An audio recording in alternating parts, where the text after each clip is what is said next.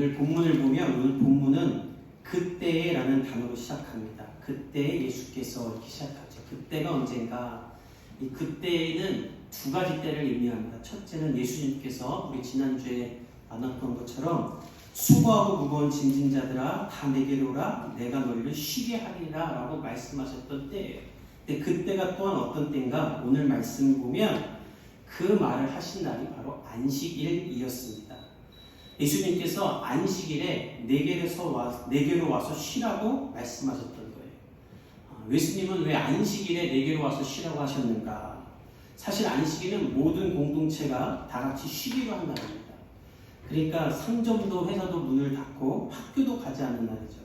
아무것도 안 해도 되는 날, 몸과 마음이 쉬는 날이 안식일이에요. 하나님을 따라 천지를 창조하셨던 하나님이 쉬셨던 것처럼 사람이 쉬기로 한 날이기 때문에 예수님이 쉬라고 하지 않아도 공휴일인 거예요. 그런데 예수님이 왜 쉬라고 하셨는가? 안식일에 아무도 안식을 할 수 없었기 때문입니다. 바리새인들과 율법학자들이 이스라엘 백성들이 하나님의 사람으로서 지켜야 하는 법을 613가지나 만들었어요. 하나님의 사람이면 이 정도는 지켜야 됩니다 말한 게 613가지였어요. 그것을 지켜야지만 하나님의 백성입니다. 근데 그 중에 안식일에 지켜야 하는 법이 39가지였어요. 그리고 우리 교회에서 예배드리는 법이 39가지면 얼마나 피곤하겠습니까? 그러니까 사람들이 안식일에 쉴 수가 없는 거예요. 그럼 이 39가지 안식일의 법이 하나님이 원하시는 성경적인 법인가? 또 그렇지도 않은 거예요. 이 법이 왜 생겼냐면 모세가 말한 하나님의 말씀을 가지고 학자들이 연구를 하다 보니까 연구를 하면서 계속 다양한 해석이 나온 거예요. 학자대로 학파대로 연구를 하면서 이 법칙을 만들다 보니까 613가지나 되었고 이것을 사람들에게 지키라고 요구하기 시작한 거예요. 이것을 얼마나 철저하게 지키는가? 저를 가르쳐 주셨던 교수님이 이스라엘에서 8년을 사셨는데 한 번은 아랫집 아이가 올라왔더래요. 아랫집 아이가 올라와서 배를 누르는 게 아니라 똑똑똑 하더래요. 왜 배를 안 누르고 똑똑똑 하니 했더니 배를 누르는 건 전기를 쓰는 일이기 때문에 안식일에 일을 하면 안 돼서 노크를 했어요. 그랬다는 거예요. 그래서 그럼 왜 하니? 했더니 동생이 안식일인 줄 모르고 가스레인지를 켰다고. 근데 꺼야 되니까 아저씨는 이방인이니까 아저씨가 내려와서 좀 꺼주세요. 모세가 말한 그때의 율법을 지금까지도 그렇게 지키는 거예요. 그래서 교수님이 내려가서 가스레인지를 꺼줬대요. 그랬더니 그 다음날 버스를 탔는데 한 청년이 와서 이렇게 말했답니다. 전화번호를 좀 주실 수 있어요? 왜요? 그랬더니 당신이 어저께 아랫집 가스레인지 꺼줬다는 걸 들었다고. 안식일에 우리도 그런 실수를 하면 당신에게 부탁하게 전화번호를 주세요. 이 법을 이렇게까지 지키고 있는 거예요. 이것이 얼마나 힘든 일입니까? 안식일에 쉬라고 만든 날에 39가지 법을 지켜야 하니 사람들이 안식일에 안식을 누릴 수가 없었어요. 그래서 예수님은 이렇게 말씀하신 겁니다. 수고하고 무거운 짐진 자들아 다 내게로 오라. 내가 너희를 구원하며 용서하며 쉬게 하겠다. 나에게 와서 참된 안식을 누려라. 나의 몸에는 가볍다. 저는 오늘 우리의 예배가 그런 안식과 위로를 경험하는 예배가 될 수 있기를 예수님의 이름으로 축복합니다. 아이를 키우면서 제가 깨달은 것이 있어요. 아기가 가장 안전하게 쉴 수 있는 곳은 어딜까? 조용한 강물이 흐르고 따스한 햇살이 내리고 새들이 지저귀는 평화로운 놀이터에서 아이가 안전할 수 있을까? 안전하겠죠. 아무도 없으니까. 그러나 거기서 낮잠을 자며 쉴 수 있는 아이는 하나도 없어요. 아이에게는 엄마가 있어야지 그것이 평화로운 거예요. 공항 한가운데 수천 명이 오가는 데 있어도 엄마가 안고 있는 아이는 거기서 평안히 잠을 잘 수 있는 것입니다. 저는 오늘 우리의 예배가 그런 예배가 되기를 예수님의 이름으로 축복합니다. 그래서 예수님은 사람들에게 나에게 오라고 한 거예요. 나에게 오면 너희가 쉴 수 있는 것이다. 그것이 바로 우리에게는 오늘 이 예배인 줄 믿습니다. 따라서 이 예배 가운데 우리가 갖고 있는 모든 염려와 멍해를 내려놓고 예수 그리스도를 통해 하나님의 임재하심을 맛보며 안식과 용기를 얻을 수 있기를 예수님의 이름으로 축복합니다. 그래서 예수님은 이 안식일을 사람들에게 새롭게 제정하기를 원하셨어요. 그래서 오늘 안식일에 대한 새로운 의미를 가르쳐 주십니다. 그것이 바로 오늘이에요. 우리 1절과 2절을 한번 같이 읽어보겠습니다. 시작. 그때에 예수께서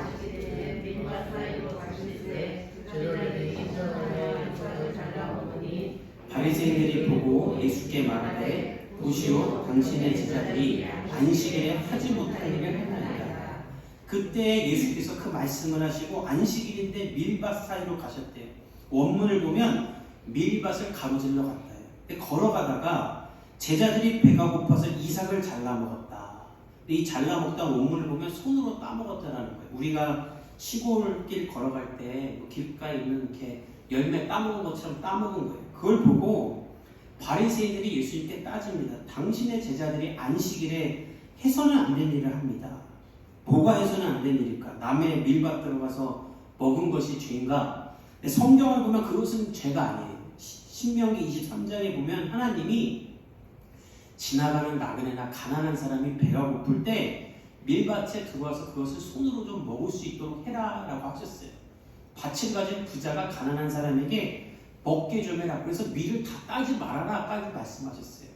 그래서 그것을 따먹은 건 죄가 안 돼요. 낫으로 베지 않았다면. 문제는 안식일에 밀을 따는 그 행동이 일을 한 거라는 거예요. 그래서 그것을 가지고 예수 보시오 당신의 제자들이 안식일에 해서는 안 된 일을 했습니다. 왜 안식일에 밀을 땁니까? 이렇게 예수님께 따지는 거예요. 그럼 뭐 배고파도 안식일에는 먹지도 말라는 얘기인가? 이거는 예수님을 공격하기 위한 억지인 거예요. 예수님이 끊임없이 자기들의 잘못된 것을 지적하니까 자신들도 예수님을 정죄하고 예수님을 비난하고 싶고 끝까지 가서는 예수님을 죽이고 싶어서 예수님을 정죄한 미끼를 찾은 거예요. 안식일에 지켜야 될 법 39가지 중에 유배되니까 그걸 지적한 거예요. 그런데 오늘 본문을 보면 오히려 예수님이 이것을 이용하셔서 그들의 잘못을 지적하십니다. 예수님은 바리새인들 때문에 하나님을 만나야 하는 이 안식일이 곤욕스러운 날이 된 것을 알고 계셨어요. 그래서 성경이 말하는 참된 안식과 안식일을 가르쳐주길 원하셨어요. 그래서 예수님이 이 사람들에게 대답을 하십니다. 우리 3절에서 4절을 읽어봅시다. 시작. 예수께서 이르시되 다윗이 자기와 그 함께한 자들이 시장할 때에 한 일을 읽지 못하였느냐? 그가 하나님의 전에 들어가서 제사장 외에는 자기나 그 함께한 자들이 먹어서는 안 되는 진설병을 먹지 아니하였느냐? 예수님은 이 바리새인들에게 예수님과 제자들이 한 일이 성경적으로 위배되는 일이 아니라는 것을 말하기 위해 다윗을 예로 들어요. 왜 다윗이었을까? 지금 이때는 로마의 식민지 지배를 받았던 때예요. 그래서 모든 이스라엘 사람들은 언제를 그리워했냐면 다윗의 시대를 그리워했어요. 다윗 때는 너무나 나라가 강했기 때문에 주변 강대국이 오히려 이스라엘을 두려워했었습니다. 다윗과 같은 사람이 나타나서 이스라엘이 다시 강해졌으면 이것만 기다리고 있었어요. 우리가 히딩크 시절에 한국 축구를 그리워하는 것처럼 그거에 수배 넘게 그것을 그리워했죠. 나라가 식민지였으니까. 예수님이 그 다윗도 안식일에 먹을 것을 먹었다라고 말씀하시면서 이들에게 참된 안식일을 가르쳐 주시는 거예요. 언제 먹었는가? 사울이 다윗을 시기하여 핍박할 때 다윗이 도망치다가 노비라는 땅이 있습니다. 그곳에 이르러서 제사장 아히멜렉을 만나요. 피난자의 신분으로 자신을 따르는 소년들과 막 도망다니다가 너무 배가 고프니까 아히멜렉의 허락을 받고 성전 안에 진설병을 먹어요. 이거는 떡인데 성전 안에 진열하는 12개의 떡이에요. 이스라엘의 12지파를 상징하는 떡이에요. 이것을 안식일마다 새 떡으로 바꿨다고 합니다. 그럼 바꿀 때마다 제사장들만 이 떡을 먹을 수 있었는데 다윗이 제사장의 허락을 받고 그것을 먹었던 거예요. 그것이 성경에 기록되어 있고 그것이 괜찮다라고 말하고 있어요. 따라서 예수님은 말하는 거예요. 다윗도 그런 일을 했는데 그럼 다윗도 안식일을 안 지켰던 것이냐? 그러면서 예수님이 무슨 말씀하냐면 3절에 이런 말이 있어요. 읽지 못하였느냐? 이 얘기는 무슨 말이냐면 너희는 성경을 안 읽었냐? 이 얘기예요. 너희는 구약 성경에 괜찮다라고 나오잖아. 하나님이 괜찮다라고 했잖아. 너희 성경 안 읽냐? 모세가 말한 율법 그것을 가지고 학자들이 늘어놓은 학문들은 그렇게 읽고 지키면서 정작 하나님이 말씀하신 성경을 안 읽냐? 그러면서 그 말을 5절에도 하세요.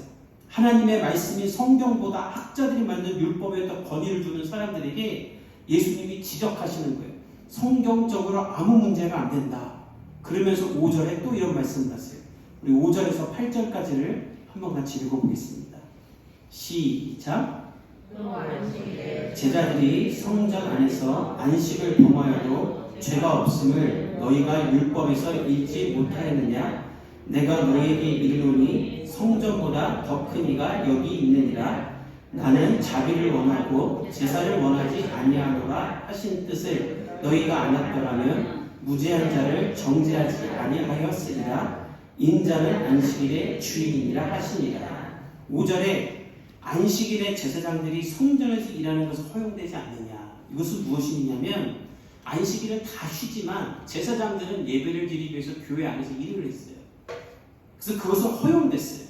예수님이 그 말씀을 하시면서 무슨 말씀하시냐면 제사장들이 성전에서 일하는 게 문제가 안 된다면 영원한 대제사장이며 하느님의 아들이자 성전의 주인 대신 내가 이 일을 위해서 일하는 건 아무 문제가 되지 않는다.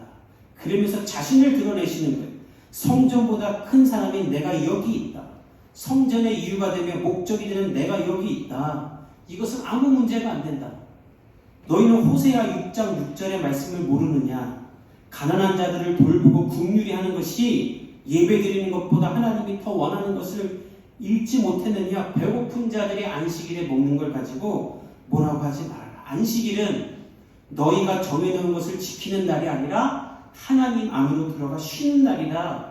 내가 바로 안식일의 주인이라. 내게로 와서 먹고 거함으로 말미암아 쉼을 얻으라고 예수님이 말씀하시는 거예요. 그러면서 예수님은 지금 하나님을 만나기 위해 인간이 만들어 온 것들을 다 버리기를 말씀하시는 거예요. 사람들은 하나님을 만나기 위해 많은 것을 만들었습니다. 이걸 해야 하나님이 기뻐해. 이렇게 해야 해. 그리고 그걸 지키면서 난 이런 걸 다 했어. 난 거룩한 사람이야. 라고 말한 거예요. 그러나 안식일은 그런 날이 아니에요. 안식일은 어떤 날인가? 하나님 안에 거하는 날이 안식일인 줄 믿습니다. 저는 우리 교회의 주일이 이런 날 될 수 있기를 예수님의 이름으로 축복합니다. 아멘. 뿐만 아니라 매일의 삶에서 예수님과 동행하면서 안식을 누리는 거예요. 그래서 우리가 해야 될 것은 무엇인가? 이 안식을 방해하는 것을 정리해야 돼요. 사람들의 착각은 무엇인가? 손에 쥐고 있는 것이 많아야 안식이 올 거라 생각해요. 그러나 예수님 오늘 말하세요. 예수님을 맡고 있는 모든 것을 버려야 너의 삶에 참된 안식이 올 것이다. 그것을 누가 보여주는가? 솔로몬이 보여주죠. 솔로몬은 다 가졌습니다. 안 가진 것이 없었어요. 그래서 그는 무슨 말을 했냐면 내가 다 가져갔다라고 얘기해요. 근데 그의 결론은 무엇인가? 전도서를 보면 모든 것을 다 누린 후에 헛되고 헛되니 모든 것이 헛되도다. 내가 다 가져가고 해봤는데 다 험하고 더 피곤하고 쓸데없었다. 오직 하나님만을 경외하라고 말하지 않습니까? 우리도 그렇게 될 수 있기를 예수님의 이름으로 축복합니다. 아멘. 예수님이 이것을 얼마나 원하시는가 9절과 10절에 보면 알 수 있어요. 9절에서 10절을 한 번 더 읽어봅시다. 시작. 거기에서 떠나 그들의 회당에 들어가시니 한쪽 손 마른 사람이 안식일에 병 고치는 것이 옳으니까. 예수님이 이렇게 말씀을 하시니까 이들이 예수님의 말에 반박할 거리가 없잖아요. 그때 예수님이 어디를 들어가시냐면 그들의 회당에 들어가셨다고 해요. 그들의 회당은 바리새인들의 회당이에요. 예수님 자신을 공격하고 비난하고 죽이고 싶어하는 이 바리새인들의 회당으로 예수님이 굳이 들어가세요. 왜 들어가셨는가? 아니나 다를까 이 바리새인들이 예수님을 더 공격하려고 손이 마른 사람, 원문을 보면 피가 통하지 않아 손이 오그라든 사람을 성전 안에 데려다 놓고 말하는 거예요. 안식일에 병 고치는 것이 옳은 것입니까? 이건 무슨 뜻이냐면 예수님을 곤란함에 빠뜨리는 수작이에요. 예수님이 이 사람을 고치면 안식일에 병 고치는 일을 했으니까 안식일법을 어기는 거고 못 고치면 가짜구나라고 비난할 수 있는 거예요. 그래서 예수님을 함정에 빠뜨리려고 함정을 파놓고 예수님 들어오게 한 건데 예수님도 그것을 알면서 거길 들어가세요. 왜 들어가셨는가? 안식일을 고치고 싶었던 거예요. 예수님은 우리의 삶의 안식일을 바꾸고 구조를 바꿔서 무거운 삶의 짐이 된 안식일, 회피하고 싶은 날이 된 안식일을 하나님을 만나기 위한 안식일로 바꾸기 위해 그 자리를 피하지 않으셨어요. 그리고 답변하십니다. 우리 11절부터 13절 한번 같이 읽어봅시다. 시작.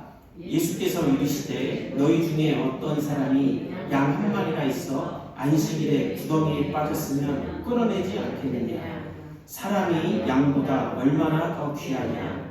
그러므로 안식일에 선을 행하는 것이 운동이라 하시고 이에 그 사람에게 이르시되 손을 내밀라 하시니 그가 내밀매 다른 손과 같이 회복되어 성하라. 예수님이 말하세요. 너희 중에 바리새인들을 말하는 거지.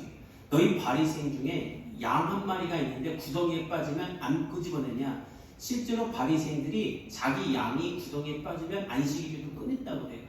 근데 여기서 예수님이 말하는 양 한 마리는 많은 양을 갖고 있는 중에 양 한 마리를 빠뜨린 사람이 아니라 전 재산이 양 하나인데 구덩이에 빠진 사람이 안식일이라고 안 건지겠냐.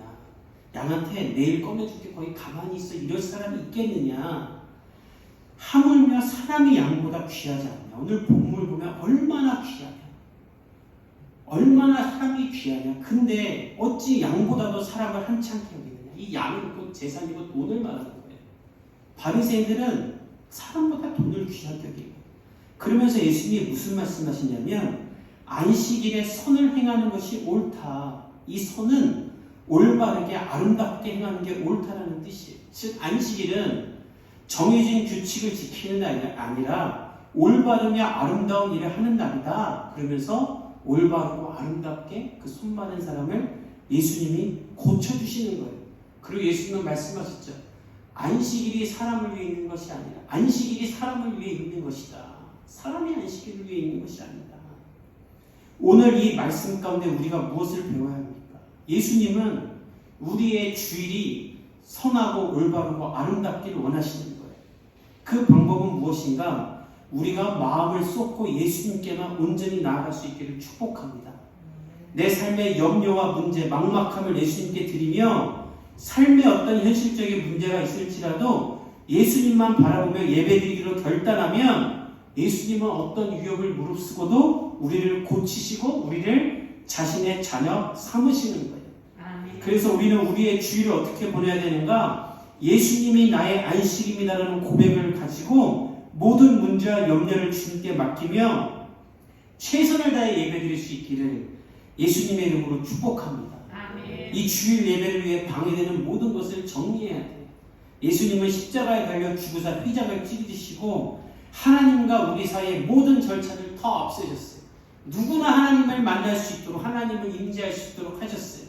따라서 우리에게 주어진 축복은 무엇인가? 아무 때나 어디서든지 하나님 안으로 들어가 예수 그리스도의 안식을 누릴 수 있는 것입니다. 우리의 삶에 이런 안식이 시작되기를 예수님의 이름으로 축복합니다. 아멘. 한 가지 외화를 드리고 말씀을 마치려고 합니다. 1978년도에 아주 추운 날 시카고의 한 건물에서 예배가 드려지고 있었다고 합니다. 시카고 퍼시픽 같은 선교회라는 곳에서 드리는 예배였는데 그날 해리몬드라는 사람이 찬양 인도를 하고 있었대요. 이 사람은 누구였냐면 원래 위조 지폐를 만들다가 감옥에 간 사람이에요. 근데 거기서 회심을 하고 회개하고 이 선교단체에서 찬양 인도를 하고 있었어요. 근데 그날 예배 중에 만취 상태인 멜 트러트라는 사람이 들어오게 됐어요. 이 사람은 누구냐면 19살 때부터 술을 마시기 시작해서 알코올 중독이 되었어요. 직장마다 술 문제로 해고되었고 아내와 결혼해서 착실히 살겠노라고 다짐했는데 말만 그랬어요. 술을 살 수 있다면 집안 살림도 다 팔았다고 합니다. 이런 그의 삶이 언제까지 지속됐는가? 아기를 낳아도 변하지 않았어요. 어린 아기가 있는데도 그는 술을 마시러 나갔고 한 번은 열흘 동안 술을 먹고 집에 온 거예요. 근데 그때 무슨 일이 벌어졌는가? 그 어린 아기가 아내 품에서 숨져 있었어요. 그것을 보고 이 사람은 죄책감을 느껴서 내가 아이를 죽게 했구나라는 죄책감에 자살을 결심했는데 아내가 그걸 말렸어요. 그래서 다시는 술을 먹지 않겠다고 다짐했는데 아기의 장례식이 끝나자마자 또 만취하게 됩니다. 그때 이 사람은 자기 자신에게 실망하고 나는 술에서 벗어날 수 없겠다고 생각해서 1987년 1월 19일에 미시간 호수에 빠져 죽으려고 자살을 하러 가는 길이었어요. 이렇게 자살을 하러 가는 길에 이 선교회에 있던 어떤 한 사람이 그 사람의 팔을 끄집어 잡고 여기 들어가서 예배드리려고 데리고 온 거예요. 그래서 술에 잔뜩 취한 사람이 예배당에 들어오니까 술 냄새가 얼마나 퍼졌겠어요. 그때 찬양인도를 하던 전직 위조 집회 장수 헤리몬도가 찬양을 멈추고 갑자기 이렇게 말했대요. 하나님, 저 불쌍한 젊은이를 구해 주시옵소서. 그리고 사람들이 그를 안타깝게 쳐다본 후에 다시 예배를 드리고 예배가 끝난 후에 그에게 가서 말했답니다. 예수님이 당신을 사랑합니다. 마음을 열고 예수님을 받아들이십시오. 그 말을 듣고 예배를 드리던 중 술이 깬 트로터는 예수님을 영접했다고 합니다. 그리고 술이 먹고 싶을 때마다 이 선교회에 와서 예배를 드렸고 몬도와 함께 지역교회를 도우면서 찬양인도하고 예배를 드리기 시작했다고 해요. 그래서 그 마을에는 전직 위조 집회 장수와 전치 알코올 중독자가 함께 교회를 돌아다니며 사역하기 시작했대요. 그렇게 3년이 지나자 이 사람은 미시간주의 노숙자 선교회의 책임자가 되었습니다. 그리고 40년 동안 모든 술을 다 끊고 노숙자들을 위한 일을 하기 시작했는데 얼마나 열심히 했는가? 전국에 66개의 노숙자 선교회를 조직해요 총괄하는 사람이 되었다는 거예요. 술로도 무엇으로도 안식을 취할 수 없던 이 사람이 예수 그리스도를 만나자 그는 삶의 참된 안식을 경험했던 것입니다. 예수님이 말씀하셨죠. 수고하고 무거운 짐진 자들아 다 내게로 오라. 그 말의 뜻을 보면 자기 자신에게 실망한 사람도 내게로 오라. 무거운 진 사람들 내게로 오라. 내가 너희를 쉬게 하리라. 이 말씀이 2000년 전 말씀이 아니라 오늘 우리의 말씀인 줄 믿습니다. 우리의 주일도 매일 예수 그리스도 앞에 나와 참된 예배를 드림으로 예수님이 주시는 위로와 사명을 발견할 수 있기를 여러분의 삶을 축복합니다. 아멘. 우리 함께